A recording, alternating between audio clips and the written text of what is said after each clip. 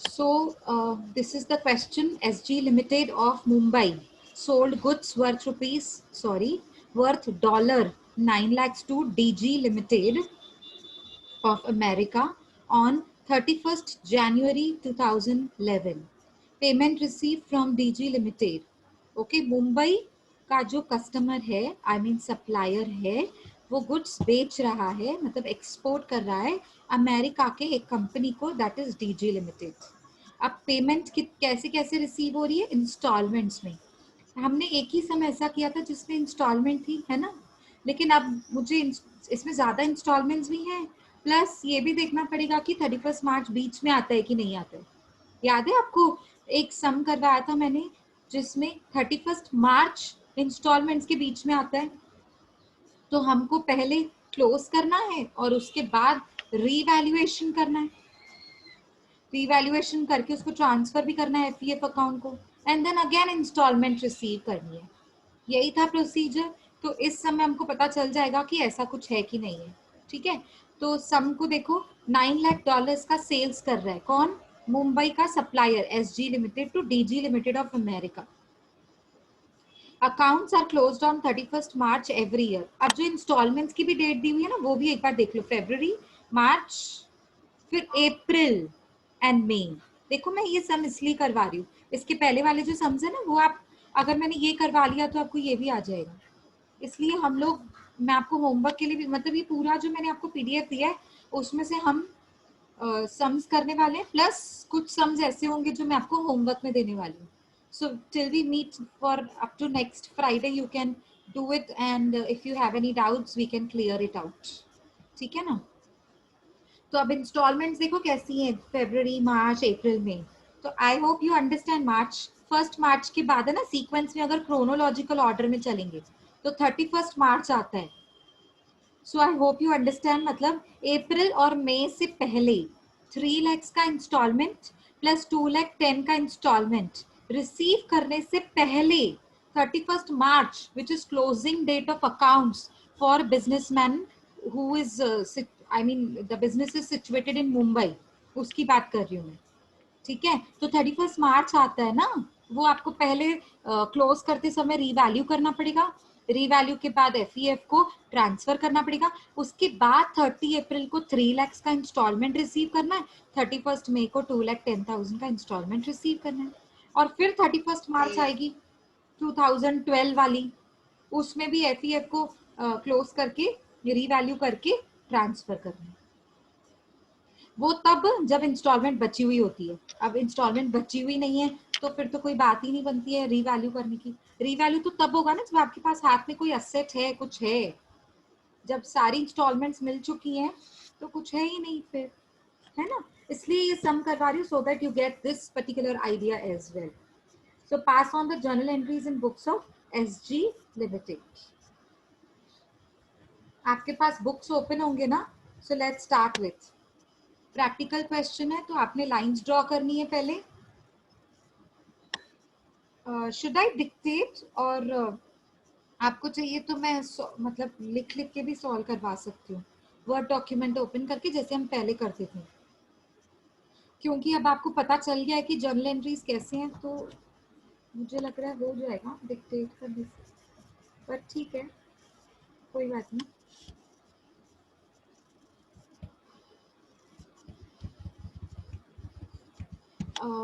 Important points. अभी narration तो मैं नहीं लिखूंगी, टाइम वेस्ट होगा. नरेशन आप खुद से लिखेंगे अभी से, ठीक है ना. I hope it's okay.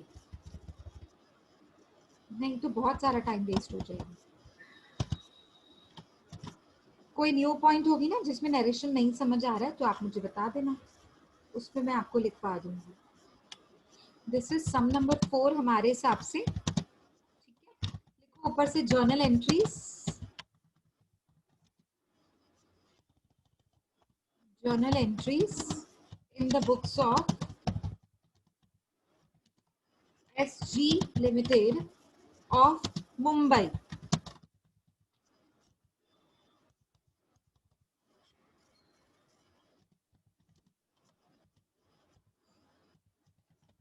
I hope आप मेरे साथ लिखते जा रहे हो.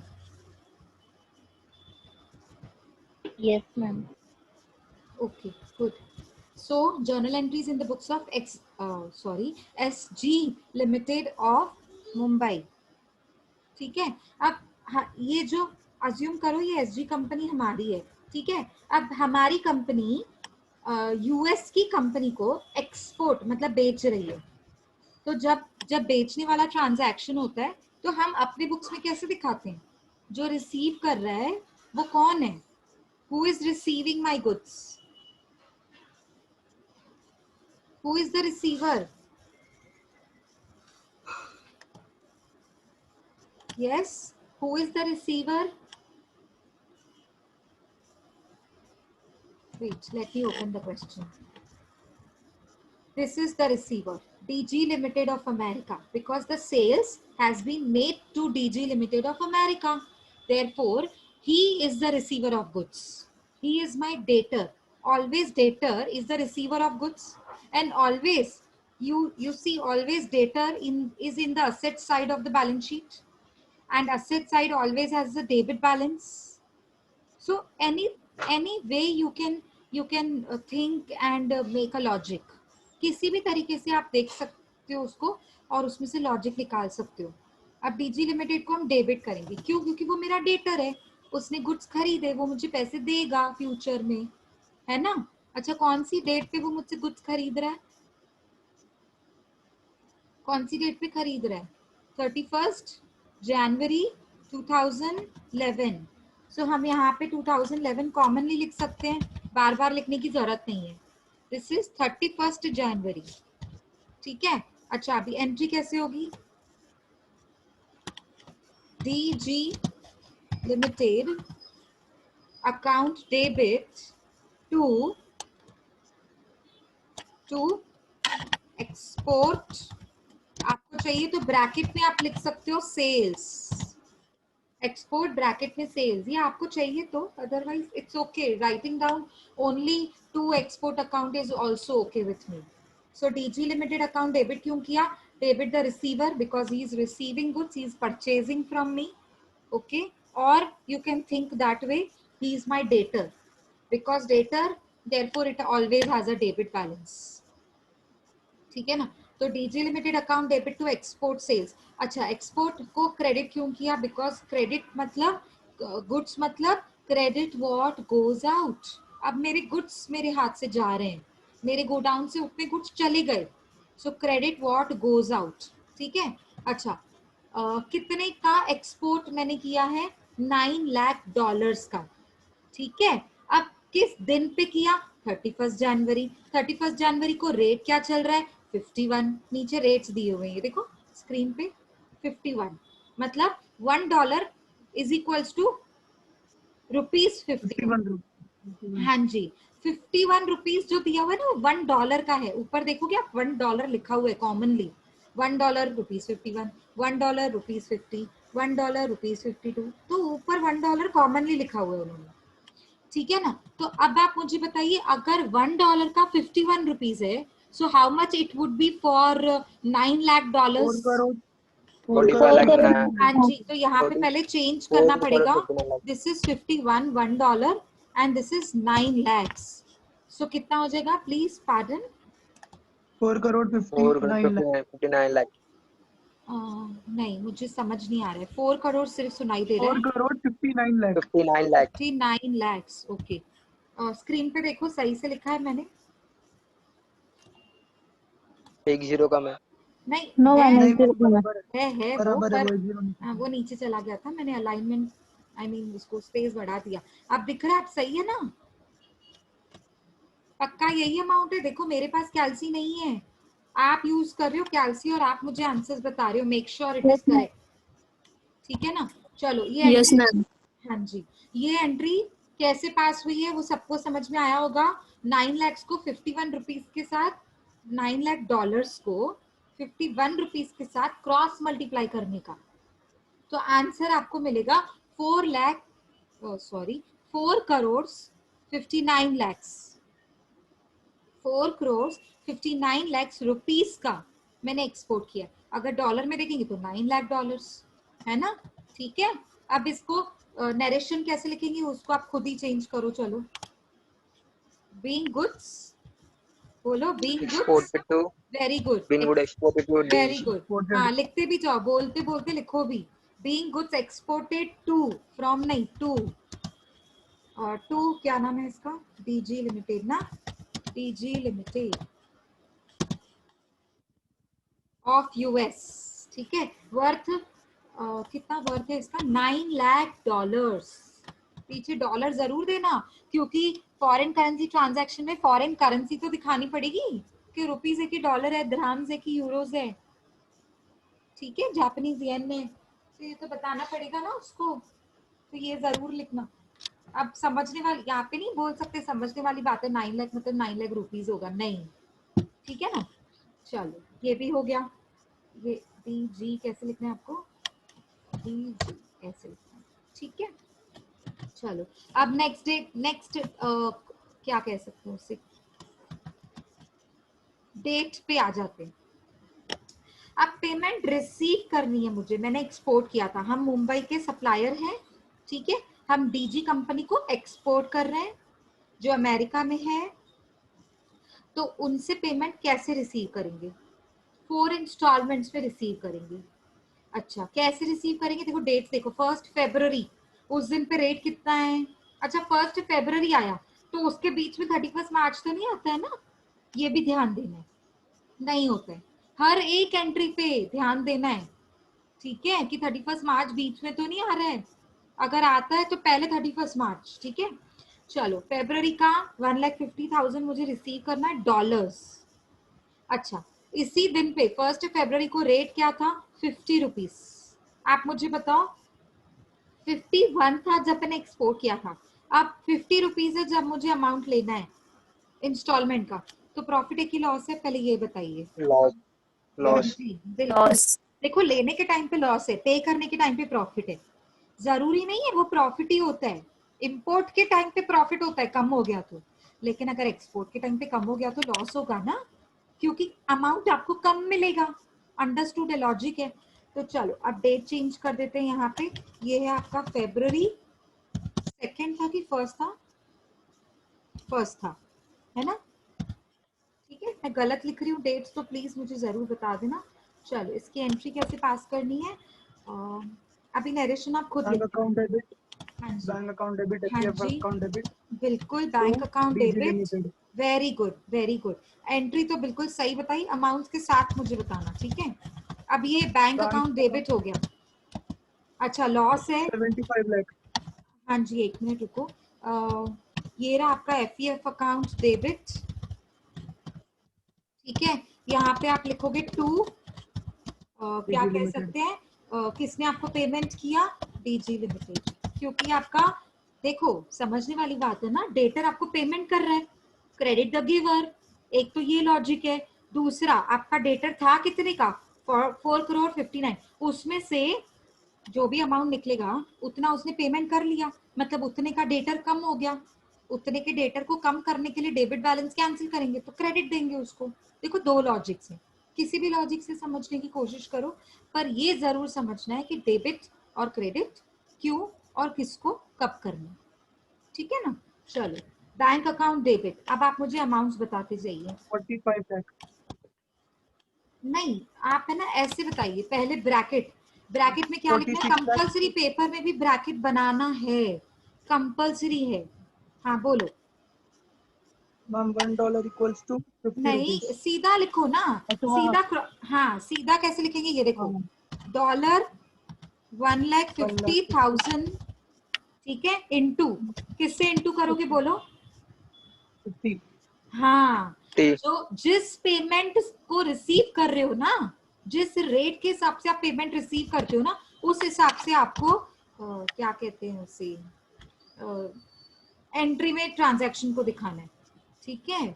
अभी बोलो 1,50,000 इंटू 50 कितना होता है, अब बताइए। 75 lakh 45 लाख। 75, 75 वेरी गुड, हाँ? 75 लाख, 45। क्या अरे कह रहे हो हाँ सॉरी। 45, नहीं नहीं 45 राइट है तो मैम होगा ही नहीं, 75 15 देखो 75 75, हाँ बराबर है, ठीक हाँ है। मैम 75 है, वो मैंने गलती से लिख दिया। कोई प्रॉब्लम नहीं है, कोई प्रॉब्लम नहीं है। अब देखो लॉस कितना हो रहा है वो बाद में पता चल जाएगा, पहले बनाते हैं डीजी लिमिटेड का ब्रैकेट। बहुत इजी होता है डीजी लिमिटेड को ऊपर वाले रेट से देखने का। मेरा डेटर, जब डेटर बना मेरा, मतलब जब मैंने उसको एक्सपोर्ट किया तब वो मेरा डेटर बना। कितने का डेटर बना था वो? 51 रुपीज के हिसाब से डेटर बना था वो। तो ठीक है, कोई बात नहीं, हम लोग डेटर को डेटर के हिसाब से ही देखेंगे। $1,50,000 इंटू 50, 51 हाँ सॉरी 51, 1 सॉरी 51। तो आपका डेटर जो था वो 51 रुपीज के हिसाब से था। अच्छा, इंस्टॉलमेंट कितने की है? 1,50,000। तो बात हम 1,50,000 की करेंगे, ठीक है ना।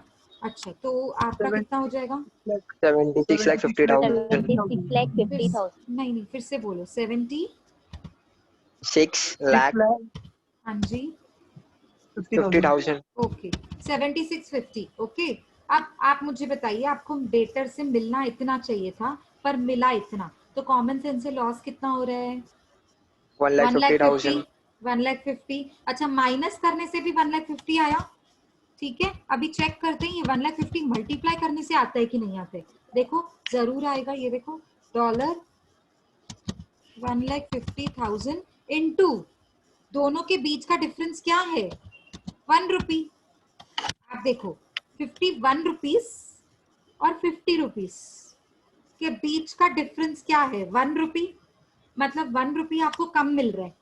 अब एक्चुअली 1 रुपी कम नहीं मिल रहा है, 1 रुपी $1 के हिसाब से कम मिल रहा है। तो $1,50,000 के हिसाब से कितना कम मिल रहा है? 1,50,000 रुपीज, ठीक है। तो उतना आपका लॉस हो गया। लॉस हो गया मतलब एफईएफ अकाउंट सेज नॉमिनल अकाउंट के हिसाब से debit all expenses and losses. Neha बेटा, आपने ये 38 क्या लिखा है? 3,84,00,000 क्यों लिखा है बेटा? नेहा, ये कौन सा अमाउंट निकाला है आपने? मेक श्योर आप मुझे अमाउंट बिल्कुल सही बता रहे हो, क्योंकि मैं आप पे डिपेंड हूँ ना। अमाउंट्स लिखने के लिए मैं कैलसी नहीं लेके बैठी हूँ। चलो कोई नहीं, अब आपने इसका नरेशन लिखना है। कैसे लिखेंगे? डिक्टेट कर लेती हूँ मैं। बीइंग $1,50,000, बीइंग, या फिर ऐसे लिखो ना, being payment received, by DG Limited हाँ जी, ma'am being payment being received part by payment DG limited, yes, at the being part rate, payment receive लिख सकते हैं। हाँ पार्ट पेमेंट भी चलेगा। वेरी गुड, ये तो बहुत ज्यादा स्पेसिफिक हो गया, बहुत अच्छी बात है। Being part payment received by DG limited at the rate $1,50,000 या $1,50,000 at the rate 50 rupees, at the rate 50 rupees, okay, and loss adjusted through FEF account। Loss हो गया ना 1 रुपी का, तो loss adjusted through FEF account, ठीक है। ऐसे आपको लिखना है आपका नरेशन, ठीक है। चलो आगे बढ़ते हैं, दूसरे इंस्टॉलमेंट पे आते हैं। दूसरे इंस्टॉलमेंट का डेट क्या है? रैदर मुझे इंस्टॉलमेंट नहीं बोलना चाहिए, मुझे ये बोलना चाहिए दूसरे डेट पे आते हैं। तो कोई भी डेट हो सकती है ना, 31 मार्च भी हो सकती है रीवैल्यूएशन वाली, ठीक है। अब देखो कौन सी डेट आती है? 1 मार्च। सीक्वेंस के हिसाब से चलते हैं तो 1 मार्च।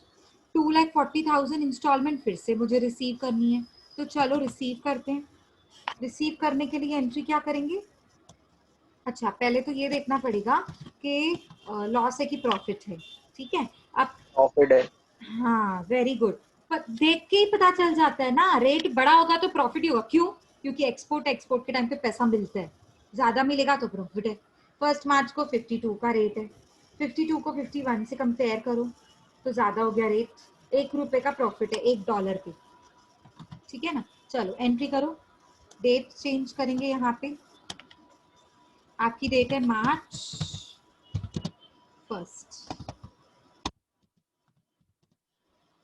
ओके, यहाँ पे आपने एंट्री को $2,40,000 के हिसाब से दिखाना है। Bank account debit 2,40,000 into payment किस हिसाब से रिसीव कर रहे हैं? 52। तो 2,40,000 into 52 कितना होता है? 1,24,80,000. ओके, वेट 1 करोड़, फिर से बोलेंगे 1 crore 24 lakhs 24 lakhs 80,000. okay 80,000. I hope the figure is rightly reflected. ठीक है ना, 1 करोड़ 24 lakhs 80,000 रुपीज. ठीक है ना. अब आ जाते हैं नेक्स्ट पे. एंट्री को आगे बढ़ाएंगे तो कैसे एंट्री होती है? Bank account debit to DG limited to FEF. अच्छा, एफईएफ को क्रेडिट क्यों किया? एफईएफ को प्रॉफिट हुआ इसलिए. Very good. एफईएफ को क्रेडिट इसलिए किया क्योंकि प्रॉफिट हो रहा है. Nominal accounts is credit all incomes and gains. DG limited को क्रेडिट क्यों किया? Because credit the giver. Bank account को डेबिट क्यों किया? Debit what comes in real account. ठीक है ना. चलो आगे बढ़ते हैं. एफईएफ को हाँ डीजी लिमिटेड का ब्रैकेट चेंज करना पड़ेगा ना. 2,40,000 से चेंज किया. ठीक है, इंटू 51. तो 2,40,000 इंटू 51 कितना होता है? 1,22,40,000. Okay, very good. 40,000 ना, एक और कौन आएगी? 1 करोड़ नहीं, मैंने गलत लिखा है. 1 करोड़ 22,40,000 बोला ना. Yes, अभी ma'am. सही है? हाँ. हाँ जी. तो 1 करोड़ 22,40,000 रुपीज. ठीक है ना. अब यहाँ पे वापस 2,40,000 का लॉस एडजस्ट करेंगे. चलो लॉस एडजस्ट करते हैं. Profit हाँ सॉरी, प्रॉफिट एडजस्ट करते हैं. कितने का प्रॉफिट हुआ? 2,40,000. यस, मतलब 1 रुपी का प्रॉफिट. 1 रुपी का प्रॉफिट हो रहा है ना आपको $1 पे. तो $1 पे 1 रुपी का प्रॉफिट है तो 2,40,000 पे कितना? 2,40,000. अच्छा, मल्टीप्लाई करने से तो आ रहा है 240, क्या माइनस करने से आ रहा है? चेक तो Yes, कर. ma'am. आ ही रहा है, देखो 124.80 माइनस Yes, ma'am. 122.40 तो 240 आ रहा है ना. मतलब हमारा जो ये जो कैलकुलेशन है ना वो बिल्कुल सही है. आई बात समझ में? एंट्री को कैसे पास करना है? ठीक है, सबको यहाँ तक क्लियर हो गया? आगे बढ़े. Yes ma'am. हाँ जी. चलो अब नेक्स्ट डेट. इंस्टॉलमेंट की डेट देखोगे तो 30 अप्रैल है. पर अगर आपको मैंने पहले भी चीज बता दी थी एक्चुअली. एडजस्टमेंट. हाँ, रिवैल्यूएशन, उसे कहते हैं रिवैल्यूएशन एंट्री. अच्छा, रिवैल्यूएशन करते किसके ऊपर है? $9 लाख, नहीं मैम, 1,50,000, जो 2,40,000. जो डिफरेंस है एफईएस. नहीं, आप जो बोल रहे हो ना, मैं वो क्वेश्चन नहीं पूछ रही हूँ. आप क्या आंसर दे रही हो वो एक अलग बात है. मैंने क्वेश्चन क्या पूछा कि जो मुझे रीवैल्यूएशन करनी है ना. रुको, पहले तो मेरी बात सुन लो. ये 1 फरवरी और 1 मार्च हो गया. नेक्स्ट डेट है 30 अप्रैल. 30 अप्रैल से पहले आता है 31 मार्च. मतलब बुक्स क्लोज करने वाली डेट हो गई. जब बुक्स क्लोज करनी है, अगर इंस्टॉलमेंट बचे हुए हैं, बड़े ध्यान से सुनो, बहुत सारे स्टूडेंट्स मिस्टेक करते हैं इसमें. अगर इंस्टॉलमेंट बची हुई है, हाँ बची हुई है, तो ही रिवैल्यूएशन करने का ना. रिवैल्यूएशन तो तब होगा जब आपके हाथ में एसेट होगी. कुछ तो होगा. डेटर आपकी एसेट है. क्या आप भी डेटर अलाइव है? क्या आप भी डेटर है कि उसने सब पैसा पे कर दिया और डेटर खत्म हो गए? नहीं, डेटर अभी भी है. क्योंकि डेटर है मतलब एसेट है. एसेट है मतलब रिवैल्यूएशन होगी. अच्छा, ये तो समझ गया, रिवैल्यूएशन होगी. अच्छा, कौन से अमाउंट पे, कौन से डॉलर पे, कितने डॉलर्स की रिवैल्यूएशन होगी? 52 पे. 52. नहीं, रेट नहीं पूछ रही हूँ. मैंने ये नहीं पूछा कौन से रेट पे. रेट तो आप 31 मार्च का रेट लगेगा ना. लेकिन मैं क्या पूछ रही हूँ, अलग चीज है मेरी. 5,10,000. हाँ बिल्कुल. 5,10,000. अभी किसी ने आंसर दिया मुझे, मैंने नाम नहीं देखा, बट बिल्कुल करेक्ट आंसर दिया है आपने. 3 लाख प्लस 2,10,000. जितनी असेट बची हुई है ना, यहाँ पे बहुत सारे स्टूडेंट्स मिस्टेक करते हैं. पता है क्या करते हैं स्टूडेंट्स? 9 लाख को रीवैल्यू करते हैं. अरे 9 लाख में से 1,50,000, 2,40,000 आपको मिल चुका है. वो असेट खत्म हो चुकी है. उतने का डेटर है ही नहीं अभी. डेटर कितने का बच गया है? 5,10,000. The remaining amount of debtor has to be revalued. No, देखो आपने मशीनरी यूज करी, लॉजिक से समझते हैं. आपने मशीनरी यूज करी 1 साल, मशीनरी खरीदी थी 2 लाख की, अब 20,000 का डेप्रिसिएशन चार्ज किया, मशीनरी की वैल्यू कितने की बच गई? हाँ जी बताइए. अगर 2 लाख क्वेश्चन की, मैम रिपीट। हाँ जी रिपीट करती हूँ, 2 लाख का मशीनरी खरीदा एंड इफ इट इज 10% का depreciation charge on that particular machinery for 1 year, मतलब 20,000 डेप्रिसिएशन लग गया, तो 1 2 lakhs में lakh से 80,000. हाँ वन लाख एटी थाउजेंड उसकी value at the year and 1,80,000 बच गई. तो जो वैल्यू बचती है उस हिसाब से तो उसकी वैल्यूएशन होगी ना, जो वैल्यू है उस हिसाब से तो उसको मेजर करेंगे या बेचने जाएंगे. किसी को बोलेंगे मुझे ये मशीनरी बेचनी है, कितने की वैल्यू है आज की डेट की, इसकी वैल्यू क्या है मार्केट के हिसाब से? 1,80,000. अब देखो कितने में बिकती है, 2 लाख में बिकती है तो प्रॉफिट है, 1,80,000 में बिकती है तो नो प्रॉफिट हो रहा उससे, 1,60,000 में बिकती है तो 20,000 का नुकसान है. तो ये जो वैल्यू होती है ना ईयर एंड की, वो वैल्यू वो ही लेने का जितना वैल्यू है, बच गई है. 2 लाख की तो वैल्यू ही नहीं है ना, क्योंकि आपने मशीनरी को यूज भी तो किया. ठीक है, तो अब मेरी वैल्यू कितनी बची है? 3 lakhs प्लस 2 lakh है. तो जितनी वैल्यू बची है उसको रीवैल्यू करने का. वेरी मैम इंपॉर्टेंट डाउट है. पॉइंट. हाँ जी बोलो. मैम जब हम लोग रिवैल्यूएशन कंपेयर करते तो वो स्टार्टिंग अप वो रेट से करेंगे ना, हाँ ऑफ तो कोर्स मैम स्टार्टिंग वो से तो ही फिर करने नील का. हो जाएगा. तो क्या फिर वो हुआ? मैम नील हो जाएगा, क्योंकि हाँ क्योंकि जनवरी में भी 51 था हाँ. और मार्च में भी 51 ही है, तो वो नील हो जाएगा. तो एंट्री अच्छा कैसे नील पास है क्या होगी? यहाँ पे? हाँ मैम. हाँ नील है ना, ठीक है. तो एफईएफ का ट्रांसफर होगा ना. हाँ मतलब यहाँ पे देखो ये बात अच्छी नोट की, मैंने ध्यान ही नहीं दिया है. 51 है, ठीक है ना, कोई बात नहीं. अभी हम लोग इसको कैसे दिखाएंगे मैं आपको बताती हूँ. आ जाओ ट्रांजैक्शंस पे. अभी आपने 2 इंस्टॉलमेंट्स रिसीव कर ली. अब आपको देखो री वैल्यू वर्ड बताते हैं, री वैल्यू. री वैल्यू फिर से वैल्यू करो, वो तो तब करेंगे ना जब रेट चेंज होगा. ये तो कोइंसिडेंटली 51 है. ये अभी मैं आपको एक्सप्लेन करी थी ना, इसलिए मैंने ध्यान नहीं दिया कि यहाँ पे भी 51 है, यहाँ पे भी 51 है. जब एक्सपोर्ट किया था तब भी 51 था, जब एंट्री क्लोज कर रहे हैं मतलब बुक्स को क्लोज कर रहे हैं तब भी 51 है. ये कोइंसिडेंटली, मार्केट तो फ्लक्चुएट होता है ना, तो फ्लक्चुएट होते होते सेम लेवल पे आ गया 51. 51 से 50 हुआ, 50 से 52 हुआ, अब 52 से वापस 51 हो गया. पर देखोगे तो स्टार्टिंग के रेट से तो मैच हो रहा है जिससे मुझे कंपैरिजन करनी है. तो री वैल्यू का मतलब होता है वापस वैल्यू करना. अब वापस वैल्यू करने की तो जरूरत ही नहीं है, क्योंकि क्योंकि कुछ चेंज ही नहीं है ना. आई बात समझ में? चेंज नहीं है. जब चेंज नहीं है तो री वैल्यू भी नहीं होगा, जब चेंज नहीं है तो री वैल्यू नहीं होगा. ठीक है, और अब क्या करेंगे, सीधा एफईएफ को ट्रांसफर करेंगे. तो यहाँ पे एक एंट्री पास होगी, रुको एक सेकेंड. Insert below. ठीक है, अब यहाँ पे आपकी एंट्री पास होगी मार्च 31. 31 वेरी गुड. 31. अब रिवैल्यूएशन तो नहीं होगा. मैम लॉजिक क्या है, रिवैल्यूएशन एफईएफ क्यों नहीं अकाउंट. होगा? क्योंकि सेम 51 ना कुछ बढ़ रहा है ना कुछ घट रहा है. Nothing has increased neither it has been decreased.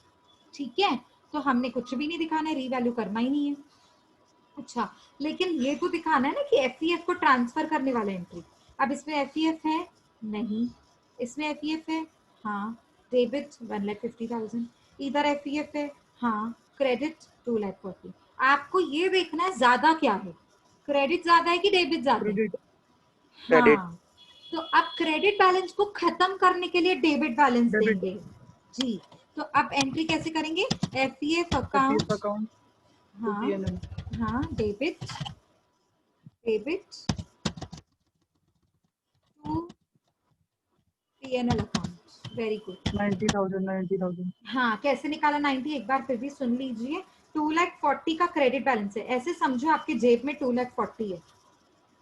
आप है ना हमेशा क्रेडिट को ना ऐसे समझा करो आपके जेब में, नॉमिनल अकाउंट की बात कर रही हूँ हाँ, और किसी अकाउंट की नहीं। नॉमिनल अकाउंट में ऐसे समझना है, क्रेडिट मतलब इनकम्स एंड गेन्स, मतलब आपके पॉकेट में 2,40,000 रुपए। डेबिट ऐसे समझना है आपका खर्चा हो गया, debit all expenses and losses वाली बात। तो 2,40,000 में से आपने 1.5 लाख रुपए खर्चा कर दिया, तो बाकी आपकी जेब में कितना बचा? 2,40,000 माइनस 90,000। हाँ जी बिल्कुल सही है। 2,40,000 माइनस 1,50,000 जो आपका खर्चा हो गया, तो आपके पास जेब में कितना बचा? 90,000। उस जेब में से निकाल कर पीएनएल के अकाउंट में डालना है। तो जेब में से निकल गया डेबिट, एफईएफ अकाउंट डेबिट निकल गया, जेब में से गया, ठीक है। तो एफईएफ अकाउंट को डेबिट कर देंगे। क्यों? क्योंकि एफईएफ का क्रेडिट बैलेंस ज्यादा था, तो क्रेडिट बैलेंस को कैंसिल करने के लिए डेबिट बैलेंस दे रहे हैं। अच्छा, उसको कहाँ ट्रांसफर कर रहे हैं? पीएनएल अकाउंट में। तो यहाँ लिखेंगे टू पीएनएल 90,000। ठीक है। देखो अगर फिर भी कुछ, देखो I am trying my best कि मैं आपको अच्छे से सारे कॉन्सेप्ट्स क्लियर करूं। उसके बाद भी अगर आपको डाउट है ना तो प्लीज क्लियर करते जाइए। अभी यहाँ ये एंट्री मैम तक आएगा कुछ। डाउट। हाँ बोलो बोलो। हम अगर एफपीएफ वजह से वो हो गया था, नील हो गया था, अगर ये भी नील हो जाएगा तो हम लोग को नोट नहीं लिखना है नीचे, डायरेक्ट नील एंट्री हो स्किप जाएगा करना है ना। मतलब मैंने समझा नहीं, कौन हम सा जैसे वाला? अगर मैम जैसे अगर 1 फरवरी को जो बैलेंस आया था 1,50,000, अगर हाँ वो सेम एफ पीछे क्रेडिट में आता तो सेकंड एंट्री में। हाँ, तो एफईएफ नहीं दिखाते ना बेटा। ये देखो, सुनो मेरी बात, आपका डाउट मैं समझ गई। आप कह रही हो ये भी 51 होता और ये भी 51 होता ना, आप नो ये कह मैम, रहे हो? I am not saying that. नहीं मैम, अच्छा कि जब जो जैसे ये 52 हुआ था, जैसे ये 50 हुआ था, सॉरी ये 50 हुआ था हाँ और ये 52 हुआ था, लेकिन अगर हाँ जो अमाउंट था 1,50,000 था जो एफईएफ हाँ का अमाउंट, और हाँ। अगर सेकंड एंट्री का भी अमाउंट 1,50,000 आता, अच्छा, एफईएफ आप का अमाउंट। एफईएफ को ट्रांसफर करने वाला बोल रहे हो, तो ट्रांसफर ही नहीं हाँ करते मैम। ना। आपके जेब में 1.5 लाख रुपए जमा हुआ, फिर उसमें से 1.5 लाख रुपए खर्चा हो गया, तो एफईएफ टू पीएनएल जीरो। तो मैम आपके नोट नहीं जेब में है। बनाना उसके लिए, नहीं नहीं, नोट कुछ नहीं लिखना होता है ये सब में। बस इतना। मतलब आपने एंट्री ट्रांसफर ही नहीं करनी ना, एंट्री हाँ दिखानी नहीं है ना। नोट वोट कुछ हाँ नहीं मैम। लिखना होता है इसमें। नहीं, बिल्कुल नोट नहीं लिखना है। आप टेंशन ही मत करो उसका। Thank you ma'am. हाँ बिल्कुल, और अच्छा डाउट पूछा आपने, वेरी गुड। ऐसा कोई पॉइंट आ भी गया तो दूसरों का भी डाउट क्लियर हो गया। अच्छा, इसमें ना लेस देन 1 मिनट दिखा रहा है मीटिंग में, फिर से ज्वाइन करते हैं हम, ठीक है।